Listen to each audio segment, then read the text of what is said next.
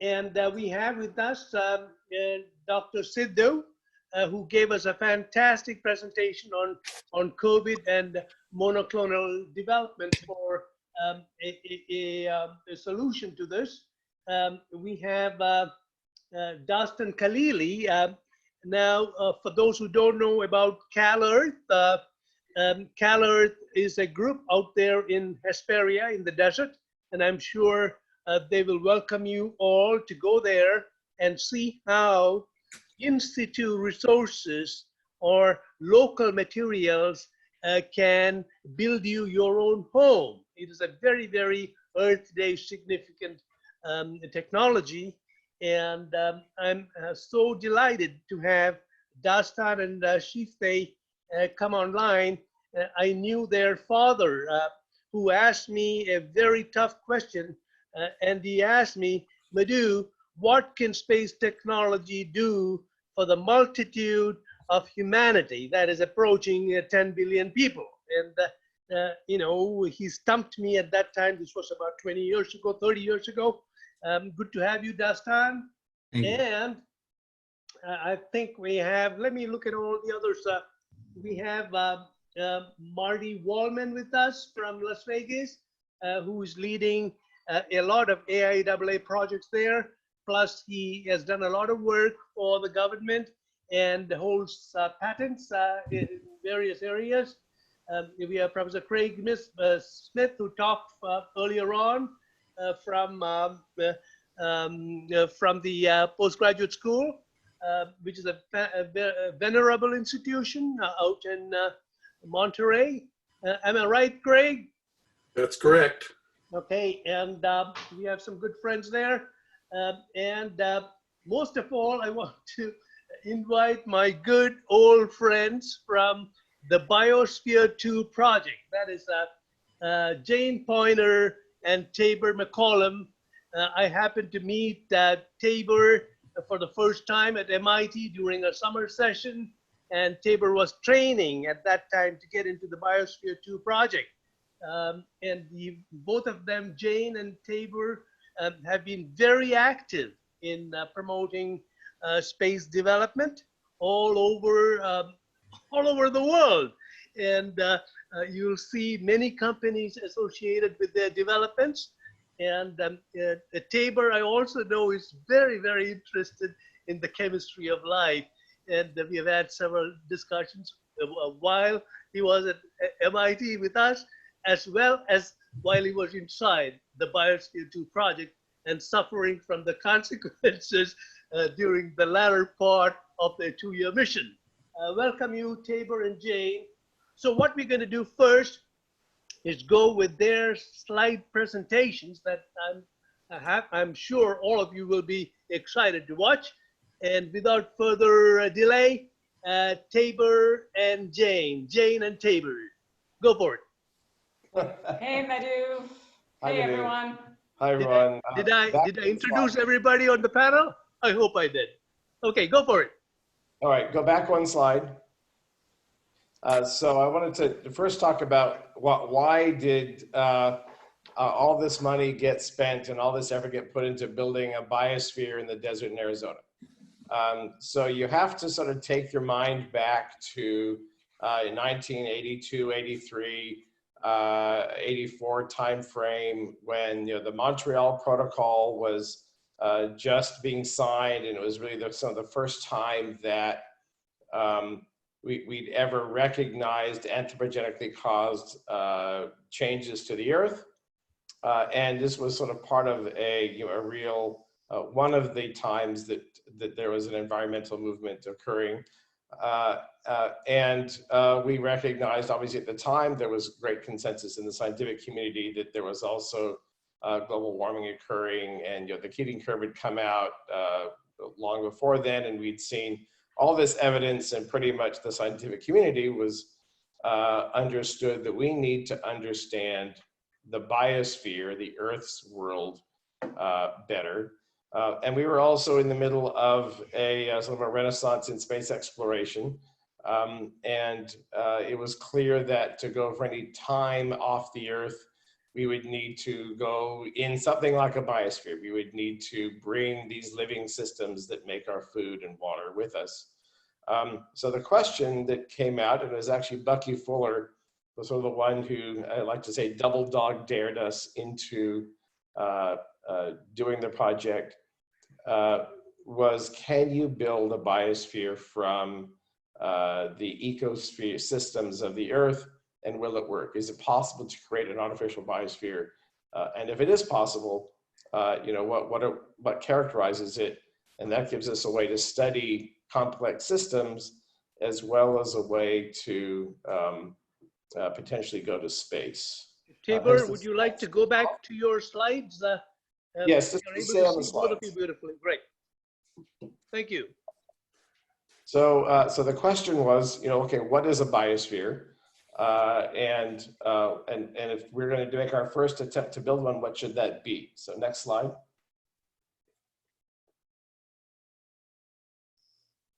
Cool. So here, Ken, I don't know if you can move the hand away from the middle of the screen. Yeah, that's great. So for those of you who haven't been out to the biosphere, it's still up and running and going. It's not sealed now, but the University of Arizona runs it. And if you ever want to go see it, let us know. It's still an incredibly cool structure. And University of Arizona is using the building right now for all kinds of climate change associated research. So this is the structure as we intended and as we built it. It, of course, has its own miniature ecosystems, a rainforest, a savanna in the middle there, thorn scrub marsh. The thorn scrub is sort of the ecotone between the savanna and the desert at the bottom there. And then, of course, what we call the intensive agriculture or our farm, and then the habitat where we lived, and then the dome that you can see, there's two of them actually that we called lungs, which were variable volume chambers that took up the expansion and contraction of the air, generally on the diurnal cycle of heating and cooling. If you want to go to the next, sorry, I forgot, we're not in control of the slides. Could you go, yes, exactly. So we thought of the definition of a biosphere as energetically open, like the Earth. Energy comes in, radiant energy, heat energy goes out, and there's a complex living system inside that enclosure. And then we added the data can go in and out of a biosphere. So the first trick was to build one. This is during construction. This is about 3.5 acres of stainless steel lining the bottom, and about 6 million cubic feet of glass and steel structure to let the light in, and then heat is pumped out through heat exchangers inside Biosphere 2 and out through those buildings. On the left-hand picture on the lower right is the ultimate heat rejection for this biosphere. Next slide. Thanks. So we were building the structure as we were putting in the living systems as well. So as you see on the right-hand side there, that's a baby picture of the rainforest with trees going in. We collected plants from around the world to make up the various ecosystems that went into Biosphere 2. And the whole thing was made of essentially Bucky Fuller space frame. To build the entire sealed structure, and by the time it was done, it leaked less than 8% per year, which I understand is more leak tight than the International Space Station, which was quite an accomplishment and was pretty critical for us really understanding how this particular biosphere operated. Next slide. So on the left, we're sealing. We had to develop a means of having the glass get sealed on a structure that with thermal expansion and contraction actually expands and contracts several inches over the course of a hot day and cold night. So essentially each pane of glass is floating in a frame in a seal. There is 60 miles of glass edge seam, and by a number of means, trace gas loss and things like that, we measured the gas exchange at about 8% per year, which is equivalent to about a 1/4 inch hole, 3 inches long, If you combined all the holes in Biosphere 2 into one hole, it's about 1/4 inch in diameter. Then the picture on the right is putting the very first life into Biosphere 2, which was the soil in the farm. Can keep Next going. slide. Next slide. As I mentioned, we collected plants from around the world and animals from around the world to go inside the biosphere, and this is the marsh system.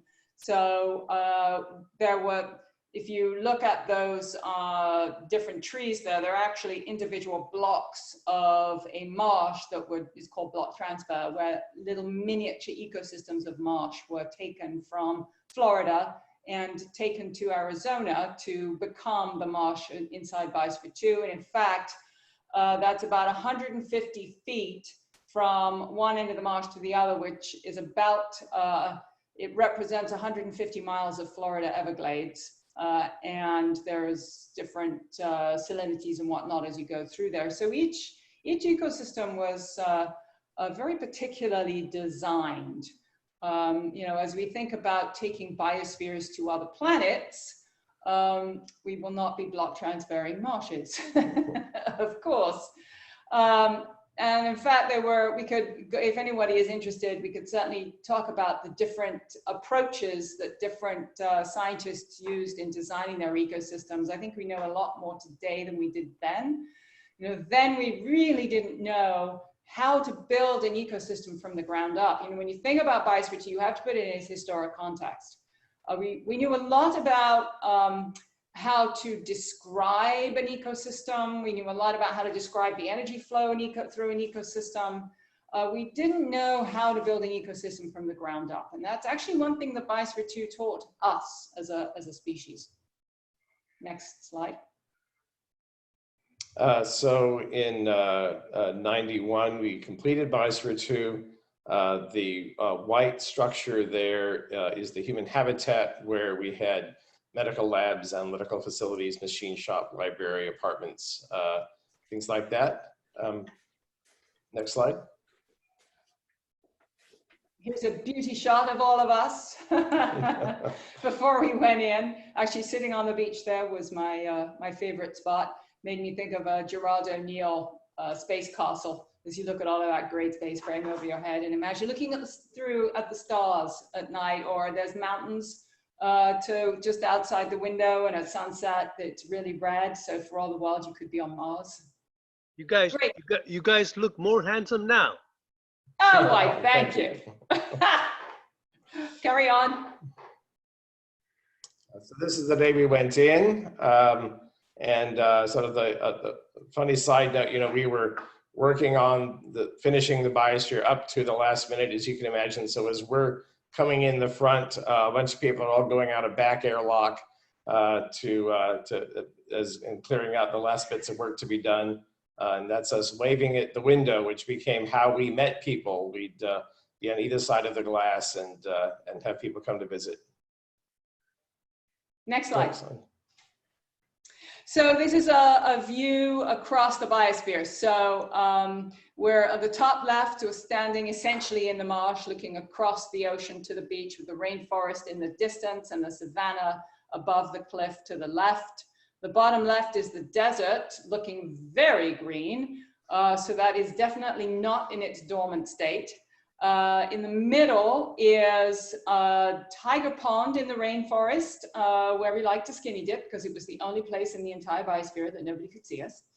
Because there were hundreds of thousands of people came around the outside of the biosphere while we were inside.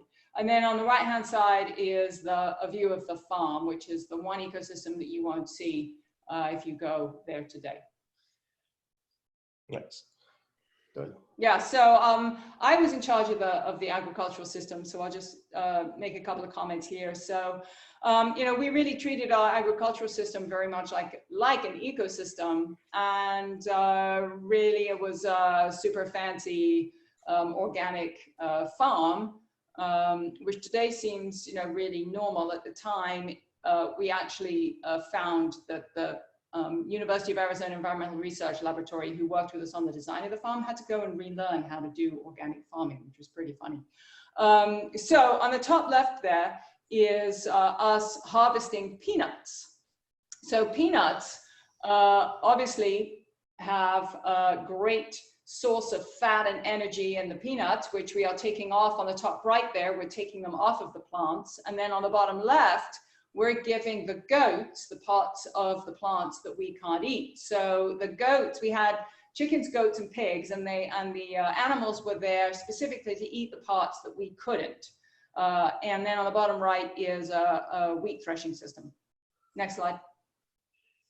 I was in charge of the chemistry of the biosphere, and one of the problems that I was faced with inside was that we were losing oxygen in a way that we didn't understand.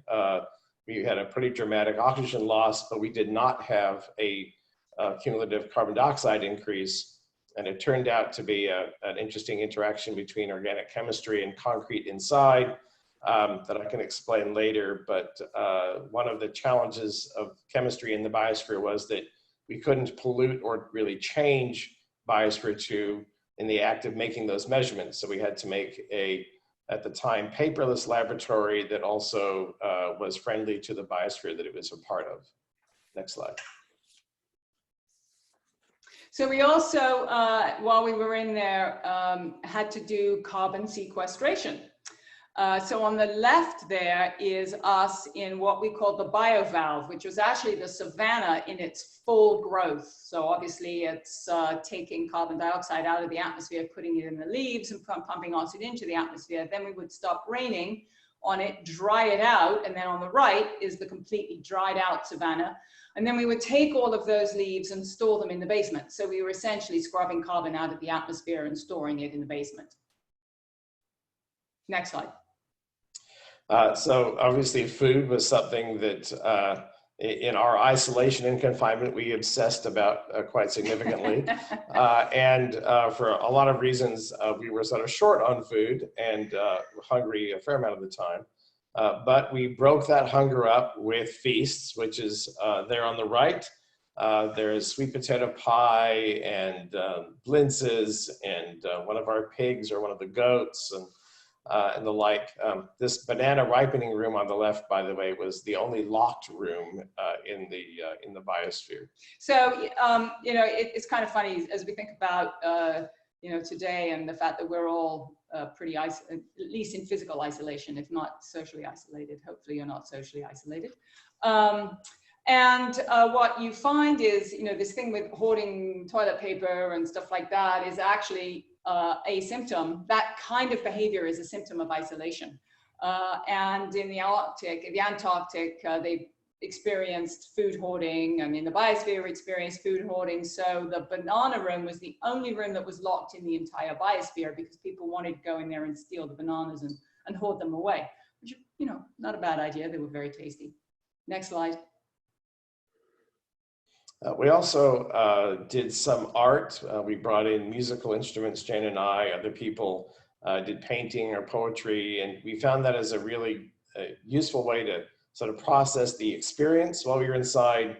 But Jane also set up interbiosphere art festivals where we'd have artists outside come to visit us and show us their art, or we would have music exchanges down the phone. This was, you know, just as the internet was coming out, so we didn't really have Zoom at all. But that was certainly an important aspect of the overall experience. Next slide. So we did experience isolated confined environment psychology pretty deeply. In fact, after we came out, we were interviewed by a number of people at NASA and George Washington University and elsewhere about it. And they all said, you were a textbook case. Turns out 8 people in isolation together is the worst thing you could possibly have. And we can certainly talk about that if people are interested to hear about that. And this is one of our factions. We broke into 2 factions, which is what happens tends to happen in isolation. And the cameraman is the 4th person, Roy Wolford, the doctor. Next slide. So this is coming out after 2 years and 20 minutes. The essential take-home message was that while we had lots of issues inside with oxygen and food production and our own psychology and others, we were able to understand what happened in Biosphere 2 well enough to say that in this incarnation, we got close enough that we didn't see any problems that weren't sort of a function of the design. Or we didn't see a gas buildup that there was no way to deal with, and conclude from that that artificial biospheres were impossible. You know, the problem with the hypothesis, can you make an artificial biosphere, is that there's no negative hypothesis. So if it doesn't work, maybe you just didn't design it right. So that was, in essence, the conclusion we came with, and lots of interesting insights into things like how the rainforest carbon cycles affected by rainfall and the like. Next slide. But we needed to prove to ourselves that humans can in fact make sustainable biospheres. And so we set about making many, many, many of them. Little ones like this one here that's on the international, just being placed on the International Space Station, where it resided for 16 months and produced the first animals to go through multiple life cycles in space. So we have definitively proven that you can have very small ecosystems enclosed and have them support complex living systems for extended periods of time. Anecdotally, we've had one closed for 20 years without ever opening it, and nothing has gone in or out at all, and we still have animals breeding inside. Next slide. After Biosphere 2, we did a series of projects and started some companies, but maybe one of the more fun ones of those was a project called StratX, which ended up beating the Red Bull record for skydiving from the edge of space. We developed a spacesuit and dropped Alan Eustace from 136,000 feet. And that led to the next project. Next slide. Next slide.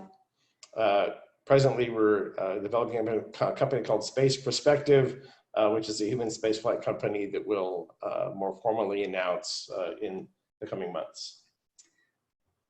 Unfortunately, we can't say a whole lot about Space Perspective, other than to say that we want to take a lot of people to space to experience what astronauts experience, the overview effect, if you will, and really experience this planet, this beautiful planet that we all live on from the vantage point of space. And with that, we hand it back to you, Madhu. Thank you, Jane and Tabor. Did all of us watch that movie? I think it's a Douglas Trumbull movie, Silent Running. Am I right to think that? About biospheres floating out into space. And, right. Yeah, it's an interesting take on it. We had a poster from the movie with us in Biosphere 2, actually. Oh, is that right? Okay, great. So now, before I move on, thank you so much, Jane and Tabor. It's wonderful to see you looking happy. I always look at you guys when we beat each other up at home. You're going like, hey, listen, there are people who live together in close quarters for 2 years. I'm going like that in itself requires a medal. But with that, thank you all. Now I'm going to introduce one other person I forgot to. I apologize for that. And that is Professor Brian Brady. Who are you with us, Brian? He is a nuclear scientist and engineer, and it is an area of utmost importance. Carbon neutral production of energy using nuclear fuel. And if you notice around the world, there are a few countries that have gone ahead and done what other people have not. And for the first time in many years, we are deregulating the nuclear industry, hopefully safely. And I'm happy to invite, have Brian join in as well. Excuse me, Madhu, I think you mean Professor Craig Smith, right? Professor Craig Smith. Now, yeah, I think you're talking about someone else. Oh gosh, okay. I see him on the list here. I'm sorry. I can't have face-to-face connection. So, okay. Okay, I was talking about Craig Smith. Sorry about that. Yes. Now let us go to our next speaker. His name is Dastan Khalili. Dastan and Shifte run a very interesting not-for-profit organization up in the high desert by the name of Cal Earth Institute. And they have, the founder of the institute was well known to me. We wrote papers together on the use of in situ resource or in situ resource utilization. That is essentially saying you can build your own home with materials just around you. And in one of the later projects, Nader Khalili invited me there, and he showed us this home, and there was a huge big pit next to it. He said, that is where the home came from, and now you have your own swimming pool too. So it's a very interesting combination of technologies that go into Cal Earth. They do a lot of good work. Let's watch them. Dastan, please introduce yourself. Hi, how are you? My name is Dastan Khalili. Thank you for having me, and it's been wonderful to hear all of the innovative stuff. So I'll do my best to contribute to this most excellent meeting. So Cal Earth is the California Institute of Earth, Arts, and Architecture. We are both a disaster relief charity and a nonprofit educational institute. What we do is we empower individuals to learn how to build their homes using in situ material, specifically the earth under. And I'll get to that momentarily. But originally, the technology was developed. My father did a symposium in the 80s, a NASA discussion symposium, where he presented a paper on how to build lunar and Martian habitations using materials that already existed there, because the recognition was transference of materials to off-planet locations would be extremely costly. And we are losing you a little bit, Dastan.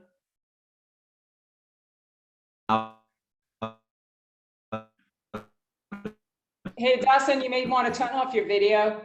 That may help. That paper, he went to Los Alamos and worked with, I'm sorry? That's that better? better? Yeah, we can hear you. Go Okay, for it. great. Okay, next slide, please.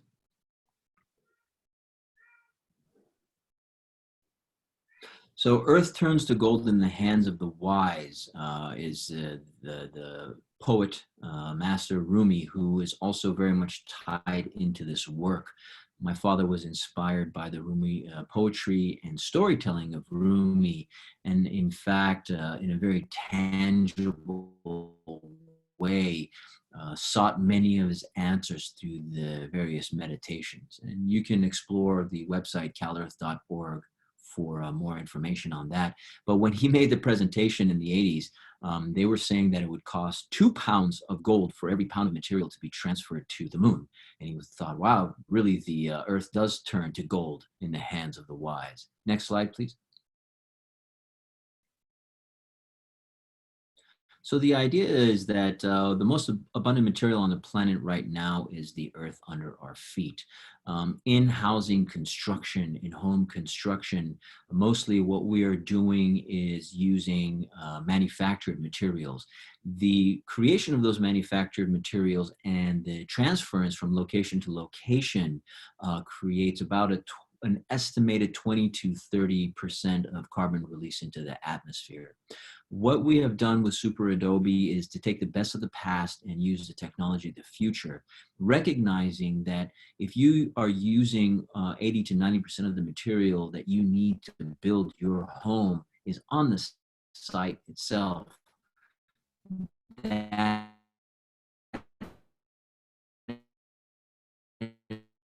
in itself can have a huge impact on carbon reduction. Conference approval to make this work mainstream available is called regenerative habitation and living, or regenerative developments, where what we're doing, what we're proposing is you build a regenerative development, nature preserve style, wherever you're building, and you let the natural environment determine the placing of the structure, with both passive heating and cooling considerations, taking in whether it's arid, whether it's humid, whether there's high precipitation, and then all of that informs how you build your structure. Integrating, of course, sustainable, whether it's solar, black water, gray water, permaculture, things of that nature, water catchment systems, so that the development or small township not only is sustainable, but also has a regenerative nature in that we create independent grids.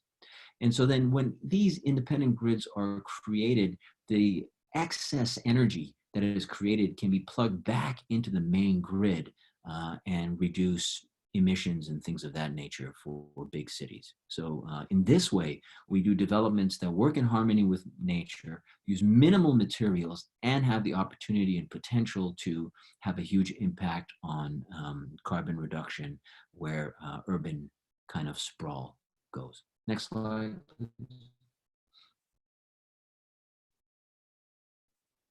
So here's a basic super adobe home. This is called Eco Dome or Moon Cocoon. And what it is you're seeing are long sandbags, and between each long sandbag, there's placed barbed wire.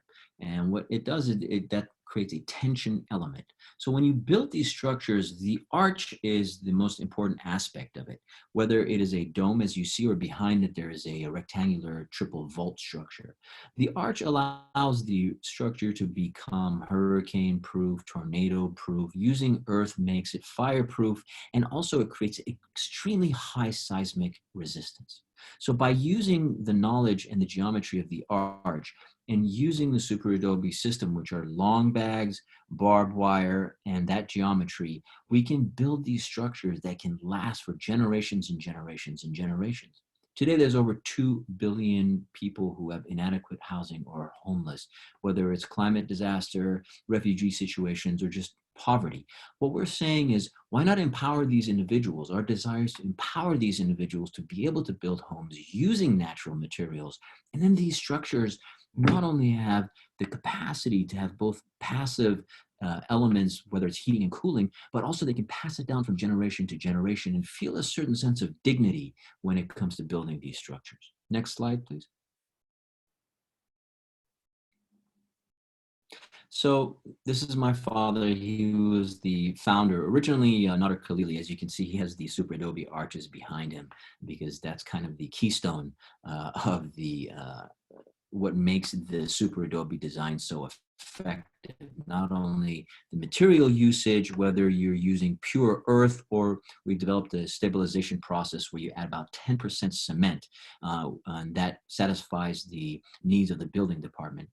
But my father originally, as an architect, he designed urban sprawl, high rises, things of that nature. He worked in LA, he built in LA, he built in Tehran. However, he came to a point in his life where he recognized, he was very successful making all of this money and wealth. However, how could he be satisfied? He was very unsatisfied because with all of this technology and understanding, there were 1 billion people who were homeless. So one day he literally closed the office and got on his motorcycle and went into the desert on this odyssey to figure out, how do we develop a sustainable home when the individual can build it, is empowered, and can have the results where it is both withstands climate change occurrences, but also uses natural materials and has minimal impact on the climate. Next slide, please. So this is just talking about the relief initiatives and things of that nature. Next slide, please. So here's examples of some of the work that we've done. Conbit Shelter in Haiti during the Haitian earthquake crises that we know there was so much disaster and damage done. There were a number of super adobe structures that were built there at the time before the massive earthquakes came. Entire towns were leveled around those structures. However, these buildings withstood. We sent a team out there and worked with different NGOs and trained people to build structures like this for themselves. We were desirous of spreading it in a more kind of wide range for the society. However, due to governmental interferences and things of that nature, it remained more of a grassroots thing. However, for the people who built it, they live very happy and satisfied in them at this time. Next slide, please. Pegasus project in Nepal. Again, this was an orphanage that was built by trained individuals who trained under us. And they went and they did this project and they built in Nepal before the major earthquake crisis there. The earthquake crisis came, the entire town around this orphanage was leveled pretty much, but there was only some cosmetic damage in these structures and it became ground zero. Again, the beauty of this work is that it's very easy and simple to learn. It's forgiving. And so we continue to spread the word, work in Nepal as well. But again, it's still on a grassroots level. Next slide, please. Next slide, please. So this is the Banjari refugee camp on the border of Iran and Iraq. That was another refugee camp that we built using the technology. The beauty of this work is that wherever you go and you build, you get the local community involved, you teach them how to build the structures, and then suddenly they're empowered. And that was the essence of what my father was interested in. And that is what we do at CalEarth now, is to empower the individual to realize that no matter what happens, whether it's climate change, whether it's a natural disaster, whether it's a war, whether it's a government collapse, economic collapse, you can build yourself a shelter, teach others to build a shelter that works in harmony with nature, that is resistant to climate occurrences and disasters, that will last for generations, that is a safe space, works and takes minimal materials to build, because most of what you need will be on site itself. And so basically that is what we do at CalEarth. The proposal I was talking about as far as making regenerative developments and things of that nature, going from just the development all the way to entire cities, because the reality is that with 7 billion people and moving up to higher and higher populations, there just isn't enough material to build with everyone. So why not for everyone? So why not use the material that is right under our feet, the earth itself? And so that is the essence of what the Rumi poem says. Kamali gar khak girad zar shavad. Earth turns to gold into the hands of the wise. So taking something so simple, so effective, and you don't have to be an architect or an engineer. You can be from any walk of life, man or woman, child, young, old. As long as you can pick up a coffee can and move some soil into a bag, you can participate in this process. Next slide, please. Next slide, please. So here are some examples of more beautiful kinds of structures that we built. This was a Juno development in Oman. This was actually the one of the princes out of Kuwait. He wanted to build a fishing resort on the coast in Oman.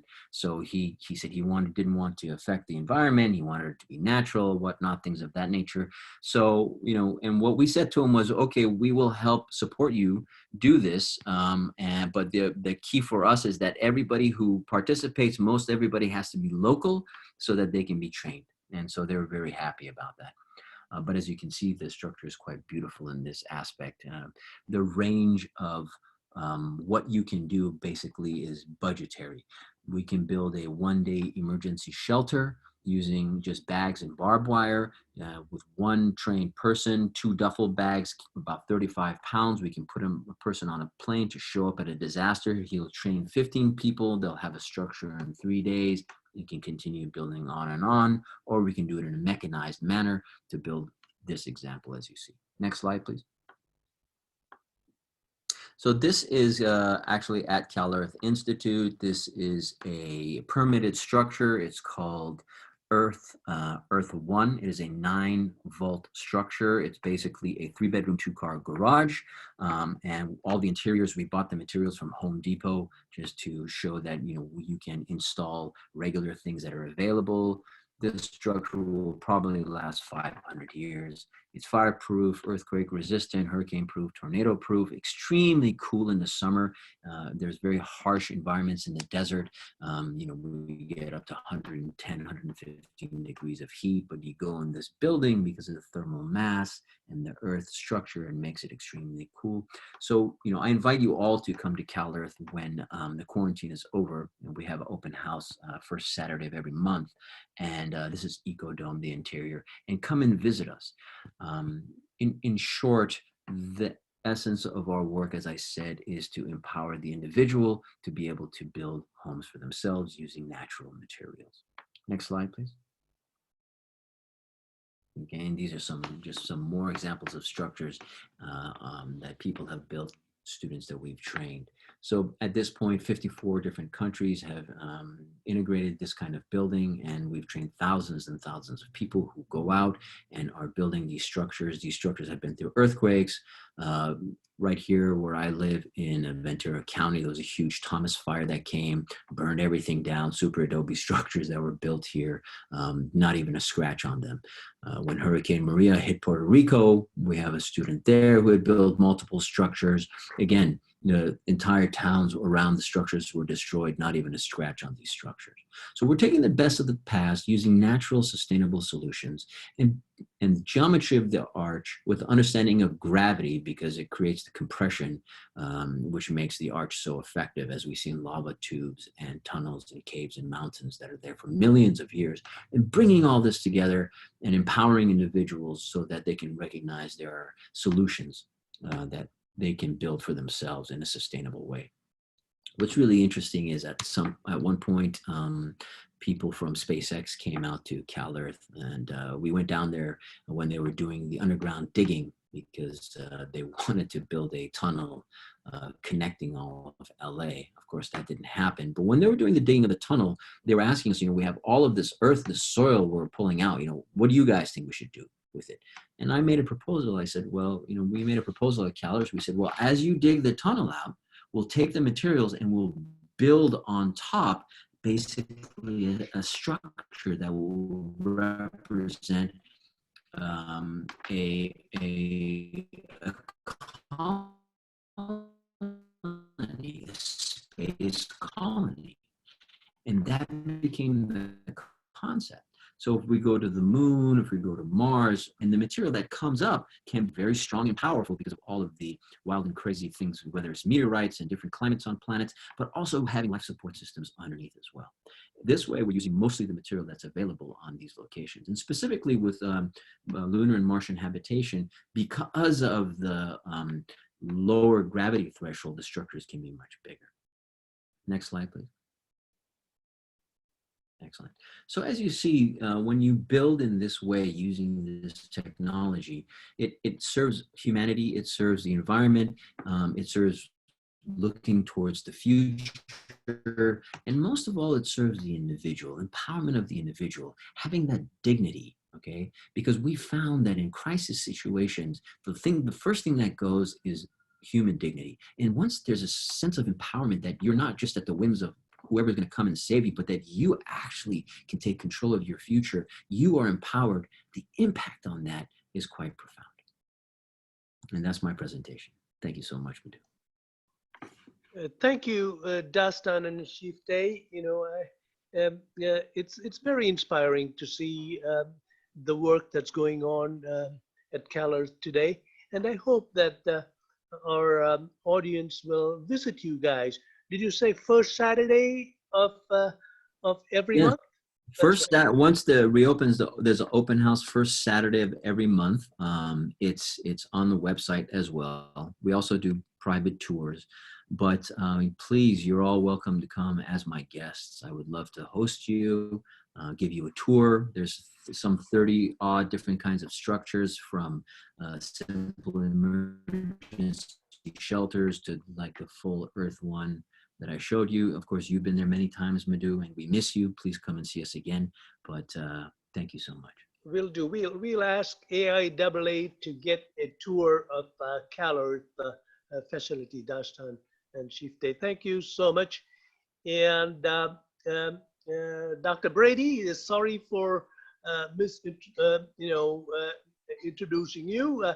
I know that you are the chair for the American Chemical Society here in Southern California. Now, I wanted to tell you something about CalEarth chemistry, alchemy, if you want to call it that. One time I was visiting there when Nader told me, the Father Khalili told me that the way to get the soil to bend to your wishes is to add fluxes. And what that would do, it's really a catalyst to bring the temperature down to melt silica. And he had a variety of them there. And sometime later, when I visited the site, he had what he called a ceramic house, where he had the whole of this interior, and he lit it on fire, and it created a nice thick coating of ceramic around the structure, making it pretty indestructible. You know, and as we all know, ceramics are very, very important in our daily lives. And I just remembered that, Dastan, do you still have that structure, the kiln baked structure in the corner of your of the property? At this time, we have what's called the Rumi Dome, which Okay. is fired bricks made in that way. But unfortunately, the fire department did not allow us to maintain that for Yeah, permitting reasons. So we've been dealing with the city, but we hope to do that again, build a raw adobe structure and fire it, just to do that experimentation. Great. Thank you so much for sharing those slides, Dastan, and wish you well. We'll hope to come and see you soon. Absolutely. And if there's any questions or anything like that, I can be emailed directly. Madhu, feel free to share my email. Well, if you stay with us for a few minutes, I'm sure the Q&A will have some for you, but otherwise we'll see you later, Dastan. I'm very honored to be in this. Unfortunately, because the COVID situation, I have children to take care of, so I was able to cut away a couple of hours, but I have to go back to that. But I really enjoyed the slides, and I'm happy that this is being recorded so that I can watch it again later. Okay, thank you very much again. Thank you so much. Have a with beautiful day. that, let me open up to the question bar here. I already have one or two. The first one is for well, it's for all of us, I suppose, but it goes, do you have a perspective on COVID-19's impact on consumer recycling? Grocery stores now no longer allow you to bring in your own bags. Most distressing is that they seem to be eliminating paper bags in favor of plastic bags for people to take groceries home. It seems as if this pandemic is really going to give the planet a terrible beating when it comes to the environment. More plastic just can't be a good thing for us on this planet. A second question, are there any encouraging developments in the recycling of plastic that will provide some real use for the stuff once it has passed through its first use? Specifically, can we turn plastic back into a source of energy? Oof, all right. Who's going to take this? Shall we go to the chemist in the team? Brian, did you want to say something?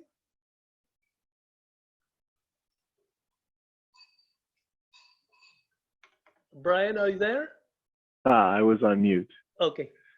Um, uh, I'm not an expert on recycling of plastic. I know that that still goes forward though. But one of the things we found with this crisis so far is that there has been a lot of decrease in gases removed, and we've seen decrease in CO2 emissions and other smog emissions. So in some ways, this is good for the planet. But in the long term, we never know the answers to these things until we have some more time to study the impacts. That's all I had to say. Yeah, I can add a little bit to Madhu on the plastics in particular. So there's actually a fair number of startups that are now working on upcycling plastic. Some of them are using plastic bottles, some of them are in the plastic bag region. There's even a swimwear company that's taking waste from the ocean and turning it into swimwear, and that company is actually beginning to get their products into mainstream stores. So there is some really interesting work happening in the upcycling of the waste stream. So none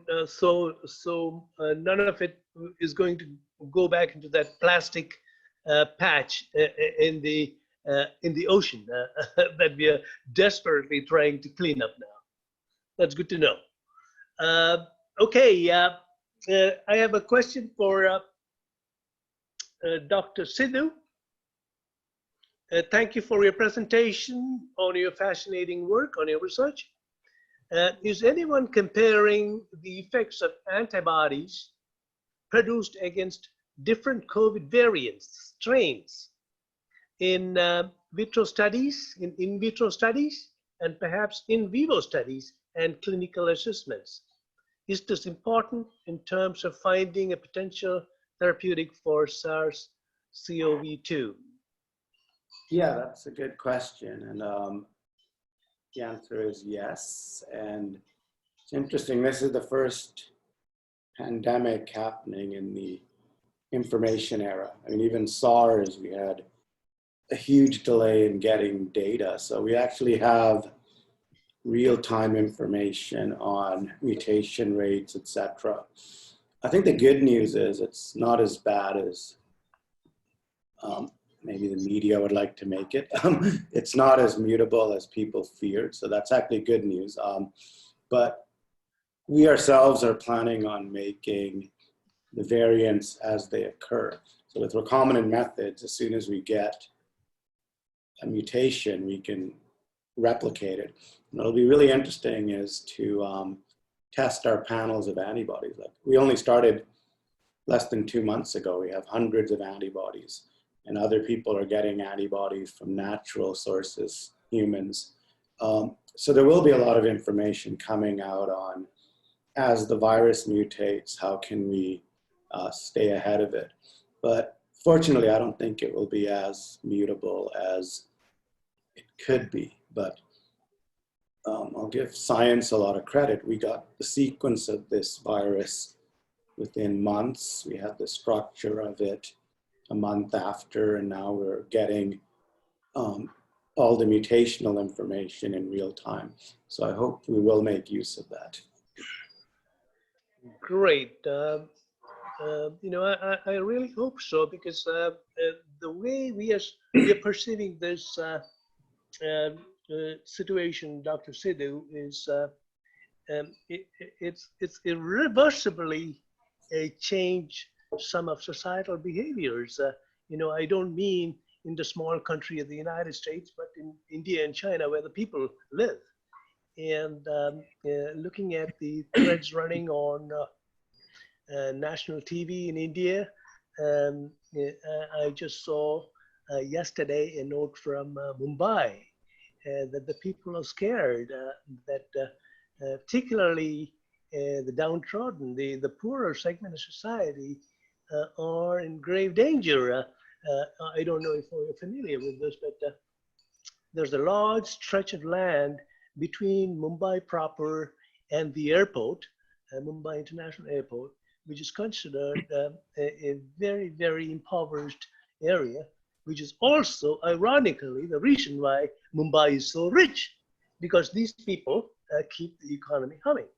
And now it appears to me that that area is infected, and everybody is scared, of course, except the economic beneficiaries that Professor Sidhu mentioned. The fight is for the money and for the real estate, which is prime because it's next to the airport. And now, in one way or the other, we are being pushed to think about humanity. In a way, it's globalism. I wouldn't even call it that because it's a bad word now. It's humanitarian aspects of life and living.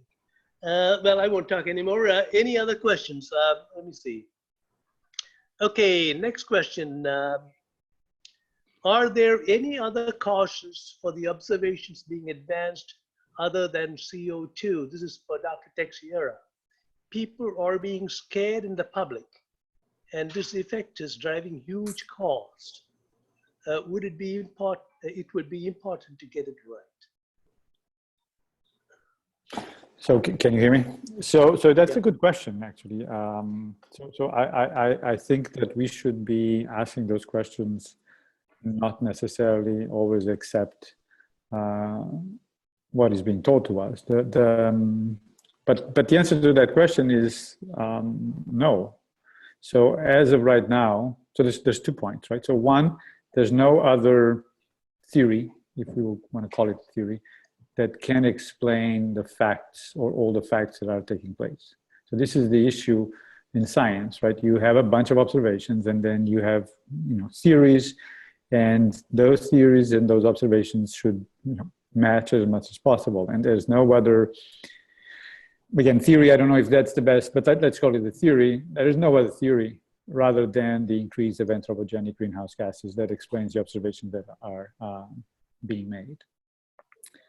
Having said that, if you actually look at the official reports by the Intergovernmental Panel on Climate Change, the IPCC, so the IPCC is a group of thousands of experts that get together for periods of 4 or 5 years, and every 4 or 5 years, every 5 to 7 years, produce a huge amount of literature. So they produce large reports, about 4 or 5 reports, that describe the state of the art in a variety of fields related to climate. But even in the IPCC, what they will say is that this is very likely because of the increase of anthropogenic greenhouse gases. So I don't think anyone is saying there is absolutely no other explanation possible, because in science you can never say that. On the other hand, even the IPCC will say that there's at least 95%. So they try to attach a probability to the statements like very likely. And the idea here is that this group of scientists, which basically represents the community, and it's actually a slightly different group of scientists every 7 years, will tell you that there's 95% chance that this is the real explanation. This is what's going on. Now, on the other hand, again, in science, you can never say that there isn't another explanation. It's probably very unlikely in this case. On the other hand, we humans are very used to live with uncertainty. I mean, we go to the doctor and the doctor tells us something like, you have an issue, and if you don't have surgery, you have a certain probability of dying or not doing well. And we go and we consult another doctor, and after thinking, we decide to go ahead or not. So we spend our entire lives living with uncertainty. We will never be at the point in which we can tell you 100% certainty that this is what's going on. We have to adapt and adjust things in such a way as to extract the best we can from the science, at the same time knowing that there's a little bit of uncertainty in all of everything we do. So that's a long answer to the question. The short answer is no. And Dr. Teixeira, now in passing you mentioned El Nino. Yes. Now, do the models take into account the thermal energy transfers happening in ocean currents and how they affect climate change in an important way? So what these models are, so climate models are nothing else than the equations that we all know from basic physics, right? It's the conservation of momentum, conservation of energy, conservation of mass, conservation of different substances in the atmosphere and in the ocean. So they do represent the equations of physics from the last 200 years that we know, and we apply to a variety of things. We apply them when we try to understand how airplanes flow through the atmosphere, and we use exactly the same equations of motion there. So they do include all of the physics that we are aware of. Now, there are particular aspects of the physics like clouds that we don't fully understand everything. And as such, we don't have necessarily the right equations or the equations that we believe represent the system really well. But in terms of representing the transport of energy and mass and momentum, yeah, these models they're based on physics, thermodynamics and fluid dynamics of the last 100, 200 years. So they do represent that, yes. Okay, great. I have a comment more than a question. Really enjoyed learning about all the wonderful environmental issues being raised. It really reminds us to what really matters. Thank you for all your hard work. I had a question for Professor Smith, dealing with nuclear power. Are you familiar with the modular reactors that are coming closer to fruition? Yes, absolutely. Dr. Smith, did you want to tell us a little bit more? Sure. There were a couple of comments made earlier in this event that that relate to that. I think one of the introductory comments suggested that nuclear power was coming along and that it was moving from giant size systems to very small or modular plants. And I think that's very true. And in a few minutes in the presentation, we'll go into that a little bit more, because it's not just the size of the reactors, it's advancements in technology, and they have important implications for how nuclear power fits into the overall environment situation, energy and environment being considered together.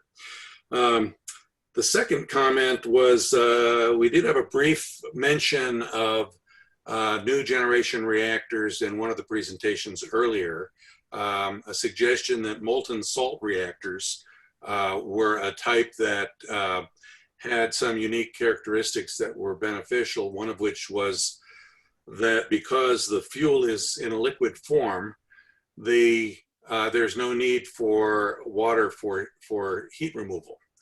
And that's not exactly true. Nuclear reactors generate energy from the fission process.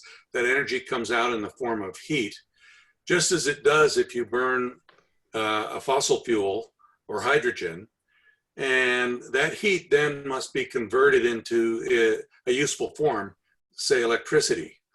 That process is typically between 30 and 40% efficient, which means 60 to 70% of the heat that's generated must be disposed of. And now that physics does not change with a liquid fuel.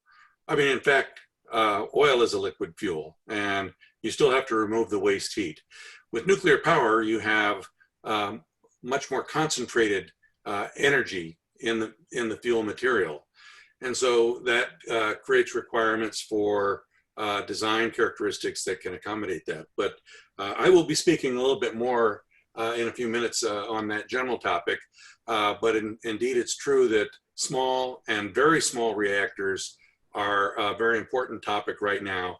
And advanced reactors that function and operate in substantially different ways than the reactors that provide much of the nuclear energy today is an important subtext to that discussion. Great. Now,